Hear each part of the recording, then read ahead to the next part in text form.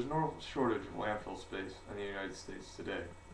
If all the solid waste for the next 1,000 years were put into a single space, it would only take up 44 miles of landfill, a mere 0.01% of the U.S. landscape, according to the 1995 article, The Other Side of Recycling. I know that many of you for years have been bombarded with pro-recycling propaganda. This is why I hope that you can open yourself up to the new concept I'll be discussing today of reusing and conserving rather than recycling, a concept that usually isn't supported. I have been recycling for years, and when I really began to think about the process, it seemed, what really are the ramifications of recycling, and does it really help the environment? I began to think, wouldn't just conserving and reusing be a more sensible choice? This is why you should get rid of those big red recycling bins outside of your house and focus more on conserving and reusing, because conserving and reusing is what will truly help the environment. I will explain to you why recycling paper really does more harm than good, why recycling really doesn't save energy, and why recycling is not that economically viable. Some people believe that recycling newspaper is one of the most important things to do for the environment. But this is a misunderstood recycled item. What people are not told is that the recycling process also itself generates quite a great deal of pollution. First of all, recycling does not save trees, since the companies that produce paper have their own tree farms, where they grow trees solely for the purpose of paper production. Pristine and untouched forests are not used for paper production, according to Petrie's article in 2008, Rethinking Recycling. It is also true that recycling newspapers requires old ink to be bleached from the pages. This is a very chemically intensive process that generates large amounts of toxic waste, as opposed to the benign waste that result from simply throwing the papers into landfills, according to Petrie's article. Instead of newspapers, just use online sources for news, as they are much more economically and environmentally friendly, and reinforce the idea of conserving and reusing rather than recycling. Another myth is that recycling saves energy. But the power saved by recycling is voided because of the power it takes to recycle. The power used to recycle products makes the benefits from recycling null. The energy used to recycle and separate plastics and magazines proves to be inefficient and extremely time consuming.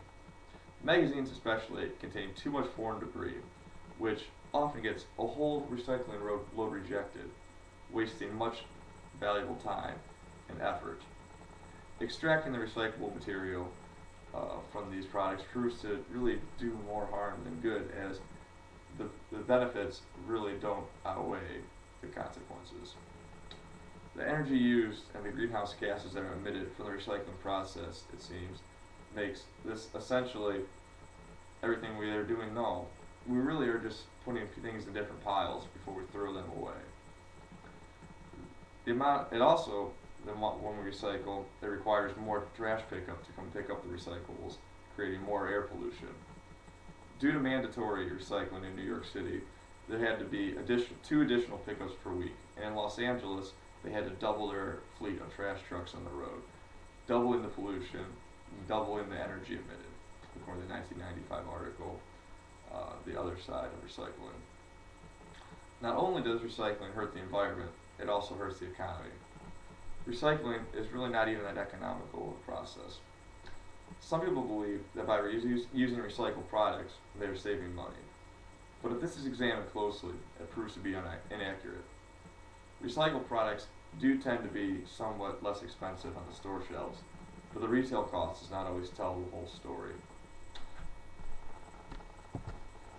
For example, if New Yorkers had simply thrown away their garbage instead of sorting it into piles and paper out and washing their bottles and cans out during the 7 years, the city would have saved at least $500 million. The savings would have been enough to build a dozen new public schools, or to put $15,000 worth of computers into existing classrooms.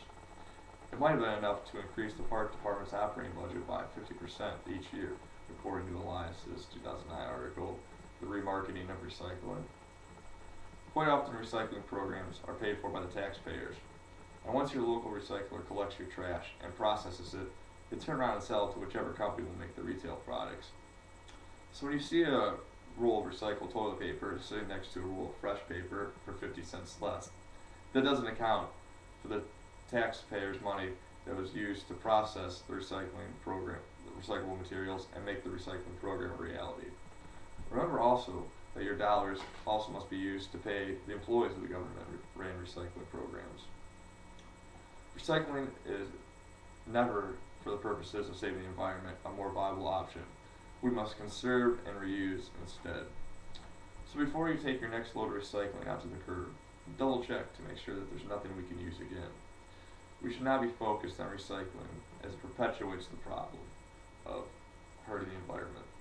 We must look instead to reusing and conserving. We must understand that recycling is primarily a political decision rather than an economical or technical one.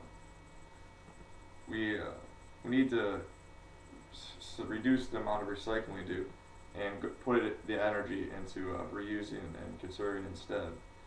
We need to take less showers, and if we do take showers, we need to use less water. When we use paper, we need to use both sides. We need to stop being such a wasteful society and move towards conservation and reusing as a solution to saving the environment rather than recycling. So the next time you find yourself recycling, think reuse instead.